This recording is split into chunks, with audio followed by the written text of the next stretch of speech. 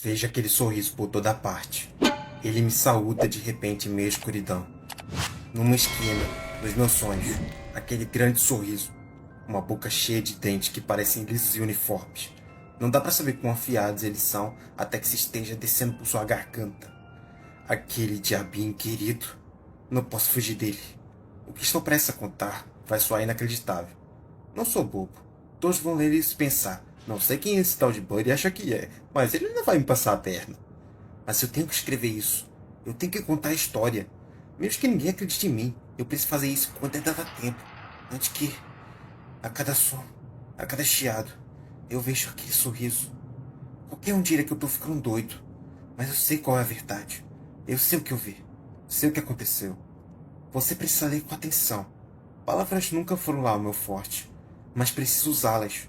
Porque não se pode confiar em desenhos. Não confie nos desenhos. Tem muitas outras pessoas envolvidas. Até demais. Mas se eu puder proteger uma única pessoa, uma só, do que eles se tornaram, do que todos nos tornamos. Se você encontrar isso, Todd, se não se encontrar, acho que é melhor começar do começo e prosseguir até o fim. E isso que vocês acabaram de ouvir foi o prólogo do livro Dreams Come to Life, que a gente vai começar aqui a resumir com vocês esse livro a partir de agora. A gente vai ver quantos capítulos que a gente coloca por vídeo. Esse vídeo, por exemplo, vão ter 2 capítulos do livro. E a gente vai dar início a esse livro agora. Vamos lá!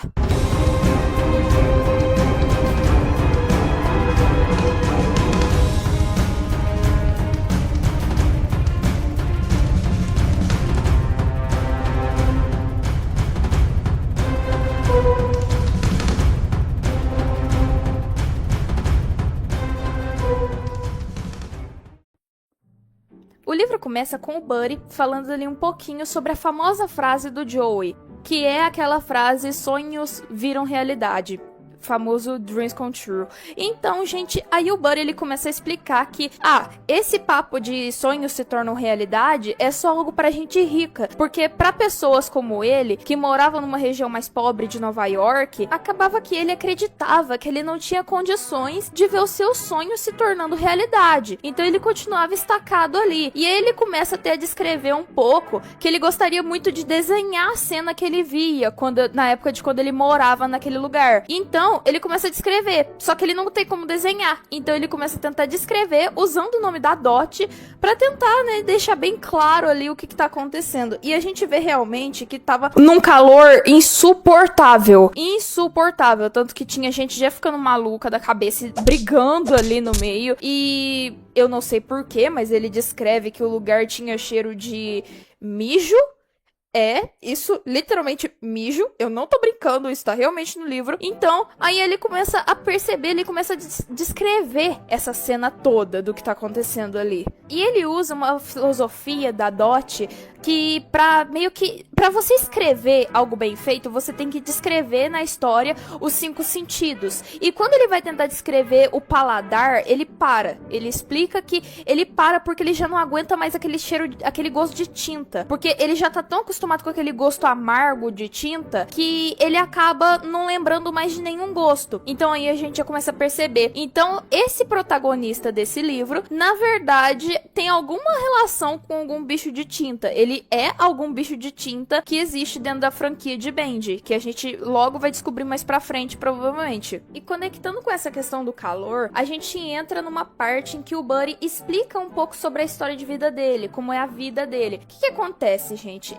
Como tava tão quente, ele fazia de tudo. Ele queria fazer de tudo pra sair daquele lugar. Então, ele acabava meio que trabalhando muito, entendeu? Ele trabalhava literalmente de um trampo pro outro. Ele ficava migrando entre trabalhos. E nesse momento ele tava trabalhando pra um cara chamado Mr. Schwartz. Que esse cara, ele era um artesão. E ele praticamente vendia roupa pro povo. E só dando um adendo aqui, o Buddy, ele aproveitava essas entregas, esses turnos de entrega que ele fazia, de ir pra um canto pro outro pra poder entregar esses produtos. Ele acabava sempre passando perto de algumas praças e vendo alguns artistas ali. ali e até cita a cena de que ele tava perto de um desses artistas e esse artista só falou assim, tipo, cara, sai daqui, mano. O que você tá fazendo aqui? Tá doido? E aí ele manda o Buddy embora e aí o Buddy volta pra rota dele. E ele até descreve que artistas são pessoas muito mal-humoradas. E continuando falando dessa parte aí do Buddy, falar desses artistas, acontece que ele começa a descrever um pouco ali também mais sobre a vida dele. Que ele dizia que ele era um artista, ele gostava muito de ficar desenhando no tempo livre dele. E ele achava que isso podia ter vindo do avô dele, que era um artista da Polônia. Esse avô, ele ainda morava na Polônia. E ele enviava, às vezes, em alguns momentos, quadros pra casa do Buddy, onde ele e a mãe dele moravam, ok? Foquem nessa informação porque ela é importante. Esse personagem, o vô do Buddy, vai ser bem importante mais pra frente. Esse livro, ele se passa ali no ano de 1946. Então, a gente tá ali numa época depois da construção da máquina de tinta e antes da falência da Jojo Studios. E só pra deixar um pouquinho claro aqui mais as coisas, a Polônia foi um país muito ali atingido pelo nazismo durante a Segunda Guerra Mundial. E isso, gente, acaba que relatando nesse livro, que futuramente vocês vão ver que a Segunda Guerra Mundial vai ser um fator muito importante para a história de Bendy, que já entra ali até mesmo dentro do estúdio e também na história do próprio livro do Dreams Come True Life, que vocês vão ver que vai ter algumas coisas ali falando do vô do Buddy, que morava na Polônia durante essa época. Também vai ter falando sobre o povo judeu. Então vocês vão perceber bastante essa narrativa em cima, ok? E falando nesses quadros, o Buddy ele até ficava indignado do porquê que a mãe dele não vendia. Afinal, eram quadros que poderiam valer muito dinheiro, tudo aquilo. E eles estavam numa situação muito pobre, tá entendendo? Muito precária ali naquele cortiço. Então ele começa a se questionar realmente por que aqueles quadros não eram vendidos. E quando ele tenta, tipo, futuramente até falar com a mãe dele sobre aqueles quadros e coisa e tal, vocês vão ver que ela vai sempre estar recusando esses quadros, de vender eles. Então, a gente já começa a perceber que tem coisa nessa história. Esse cara, esse tal de Mr. Schwartz, ele era um alfaiate.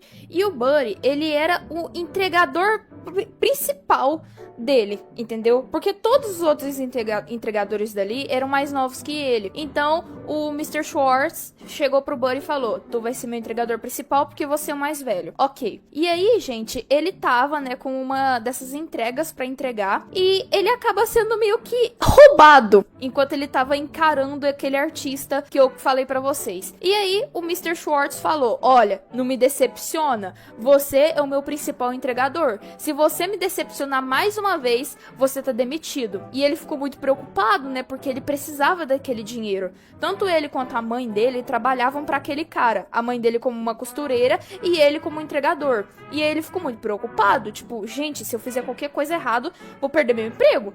Lascou. E aí o Buddy, ele começa a descrever ali que ele pega o terno que ele vai levar pro Joey. E aí, quando ele tá indo pra lá, ele começa a perceber que teve um apagão na Broadway, que é onde fica a Jojo Studios. E aí, gente, quando ele chega lá, ele descreve até que tinha um teatro do lado do prédio da Jojo Studios. E gravem essa informação, gente. Talvez ela não seja tão importante agora, mas ela vai ser muito importante mais pra frente do livro, tá? Essa parte que tinha um teatro do lado da Jojo Studios. Gravem isso. E aí ele entra no estúdio pra entregar aquela tal entrega pra aquele tal de Joey Drew, que ele nunca tinha ouvido falar na vida dele, tá? E isso vai estar sendo explicado mais pra frente, porque o Joey, dentro do universo de Bendy, ele é alguém famoso, muito famoso, que ele foi o criador dos desenhos de Bendy, ele é o dono da Jojo Studios, então ele é um cara famoso. Esse livro, ele explica do porquê que o Buddy não tem conhecimento nenhum sobre quem que é esse cara,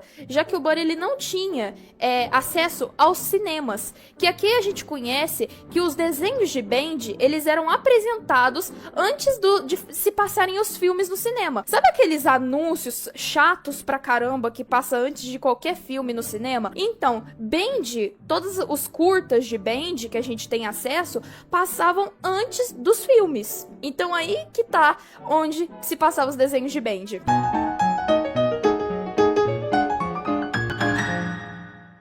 Caramba, Norman! O projetor desligou. Caso não tenha notado, a luz acabou por toda parte. Agora vê se tira essa lanterna dos meus olhos. Quem é o garoto? Não sei, Norman. Muito bem, garoto. Agora eu te vejo. O que você quer? Eu. Chega mais perto. Não consigo ouvir nada do que você tá falando. Eu trouxe um terno. Aham. Anda, garoto. Eu não tenho o dia todo. Joey Drew. Estou procurando por um senhor Joey Drew. Quem tá procurando? O senhor Schwartz. Quem? O alfaiate que fez o terno dele. Estou com o terno do senhor Drew. Sou entregador. Com o terno dele. Ele morreu. Morreu? Não, não morreu não. Eu não entendi. Nem todo mundo entende as piadas do Norman. Era pra ser uma piada? Vem comigo. A garota dele não vai estar por aqui essa tarde. Pode levar pra ele pessoalmente.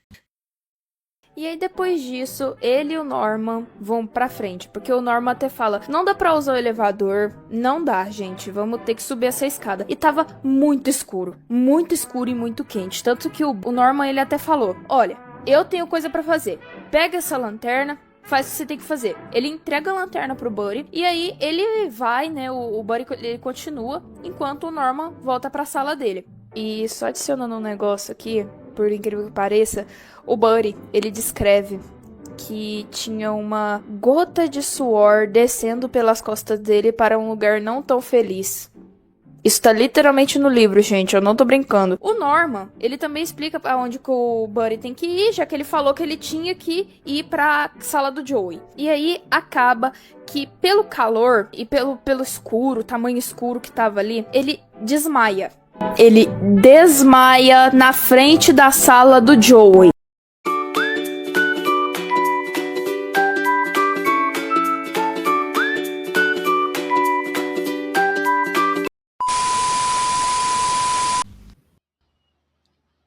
Ei, que confusão é essa?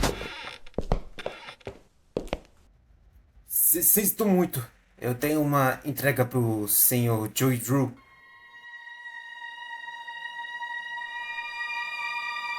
Eu sou o Sr. Joydru, tudo bem? Bom, venha ao meu escritório, garoto. Sente-se, beba isso. Então, quem é você e o que você está fazendo aqui? Eu sou um entregador do senhor Schwartz e trouxe seu terno. Ah, é o terno. Fantástico. Passa pra cá. Formidável. Simplesmente formidável. Olha só para isso. Uma obra digna de um artesão bem aqui. Na verdade, é o trabalho da minha mãe. Bom, ela tem talento. Você tem talento, garoto? O quê? Seus dedos? É um escritor? Ah, eu desenho às vezes. Você desenha às vezes. Eu também desenho às vezes. Uau! Tenho sensações a respeito das pessoas, garoto. Sensações. Às vezes simplesmente sei. O que você vê? Eu vejo um encrenqueiro, alguém que faz muita travessura e acaba se metendo num monte de problema também. Mas não liga pra isso. Sim, exato. Tem ideia de quantas pessoas simplesmente dizem um desenho? Mas você entende. É um diabo. Garoto, será que você não gostaria de vir trabalhar pra mim? Meio que estou precisando de um entregador, mas só pra dentro do prédio. Office boy, alguém entregando coisas pelos departamentos. Seja lá quanto o Schwartz estiver pagando, eu dobro. Colocarei você pra trabalhar no departamento de artes. Meio que como um aprendiz. Darei uma chance pra você provar suas habilidades. E pode acabar aprendendo algumas coisinhas pelo caminho. Excelente. Bem, eu sou o Joey Drew. E esse é o meu estúdio. Pode me chamar de Senhor Drew. Certo, senhor Drew. E você é? Ah, meu nome é Daniel, senhor. Mas todo mundo me chama de Buddy ou Bud. Tanto faz, eu não ligo. É um prazer conhecê-lo, Buddy. E esse é o Bendy.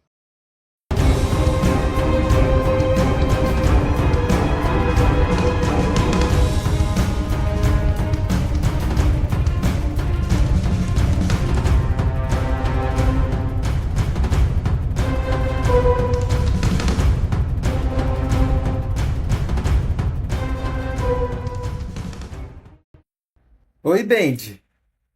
Então você não conhece mesmo, não? É uma pena. É isso que eu quero dizer. Exatamente o que eu quero dizer. Desculpe-me, senhor, mas o que quer dizer com relação ao quê? A que ponto esse estudo está chegando? A que ponto chegamos para uma criança da sua idade não conhecer o Bendy? É isso o que eu quero dizer. É por isso. Venha, vou te dar um tour, garoto. Legal. Vamos dar um tour, senhorita Rodrigues. O Tom está aqui. Tome Connor. Sim, senhor. É sim. Ah, lamento por isso, Buddy. Mas preciso participar dessa reunião. Grandes planos, garoto. Grandes planos. Volte logo cedo e vamos acomodá-lo por aqui. Por aqui, Tommy. É senhor Connor pra você.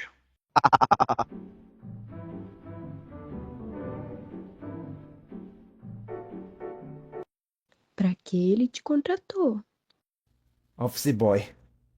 Talvez. Talvez um artista. Ele disse que eu vou ficar no departamento de arte. Preencha isto e traga com você amanhã. Chegue às 9 da manhã e fale com a senhorita Miller, que está lá embaixo na entrada. Obrigado.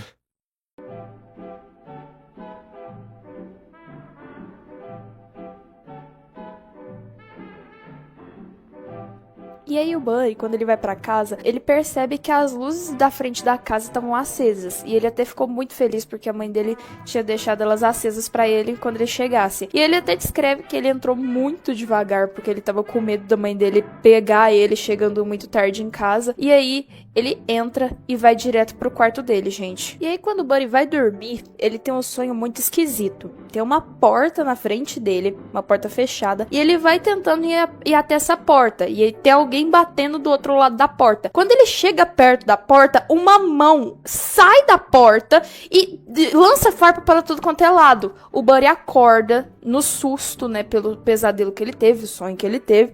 E ele ficou assim, o que tá acontecendo? O que foi isso? Mas tá, tudo bem, foi só um sonho, é só um sonho.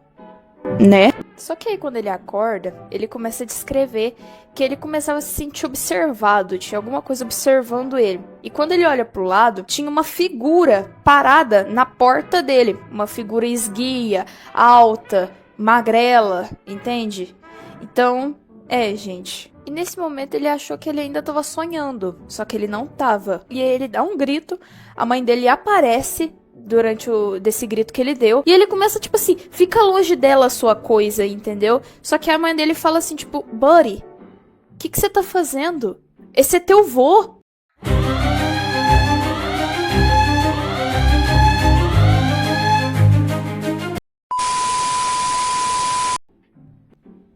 Desculpa, eu não sabia. Como é que eu ia saber? Tudo bem, foi minha culpa. Aconteceu tudo tão rápido. Não sabia que ele ia vir hoje. Também não estava pronta para ele. Pelo menos não o coloquei na sua cama. Imagine que choque não teria sido. Na minha cama? Você tem uma cama grande, Buddy, e vamos ter que fazer isso funcionar por um tempo. Quando você não voltou para casa, coloquei ele comigo essa noite. Não queria assustá-lo. Acho que isso foi legal da sua parte. Não foi? E onde você estava até tão tarde? Não pensa na sua pobre mãe em casa, morrendo de preocupação? Bom, eu consegui um emprego. E quanto ao Sr. Schwartz? Não se preocupa, ele não ficou bravo. Seu trabalho ainda é seu. Mas espero que logo você não precise mais trabalhar para ele também. Esse emprego é melhor. Eu vou trabalhar como aprendiz para o Joey Drew Studios. Quem sabe onde isso pode me levar? Vai ser pago para isso? É claro, o dobro que antes. E o que é a Joey Drew Studios? É onde fazem desenhos animados, os do Bendy. Eu vou ser um office boy, mas também aprendiz de cartunista. Ver como as coisas funcionam. Então vai poder desenhar e ser pago por isso. Sim. E o seu avô chega no mesmo dia que conseguiu esse emprego. Pois é. Perfeito.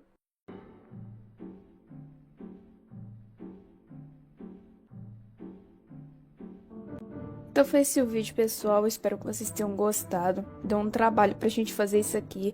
Resumir, arrumar dubladores. Então, eu espero que vocês tenham gostado. Deixem um like aí embaixo que a gente vai tentar trazer pra vocês os próximos capítulos do Drew's Come to Life. E talvez mais pra frente a gente também já vai trazer o The Lost Ones, o Fade to Black. Talvez até o The Illusion of Living, a gente não sabe. Mas, muito obrigada por terem visto até aqui. E até o próximo vídeo. Tchau!